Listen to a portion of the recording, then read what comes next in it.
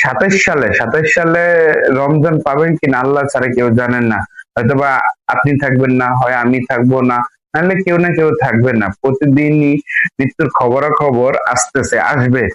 তাই আল্লাহকে স্মরণ করে মুসলমান হিসাবে আহ আপনি আপনার জায়গা থেকে ভালোভাবে থাকেন, ভালোভাবে চলেন, হালাল পথে চলেন, খারাপ কাজগুলি করেন না। অন্তত যারা বড় লোক আছেন, কোটিপতি আছেন, গরিব অসহায় মানুষের পাশে অন্তত থাকেন, যাতে আপনার মৃত্যুর পরও এই আমলনামা সারা জীবন উনি আল্লাহর কাছে দোয়া করতে পারে। কারণ গরিবের হক সবচেয়ে বড় হক। আপনি আরেকজনের টাকা মেরে খাবেন, আরেকজনের সম্পদ মেরে খাবেন, আরেকজনের জায়গা জমিন দখল করে খাবেন, অন্যায় অপরাধ অবিচার করবেন, এতে কোনো লাভ নাই, কোনো হবে না। মৃত্যুর স্বাদ আপনাকে গ্রহণ করতে হবে।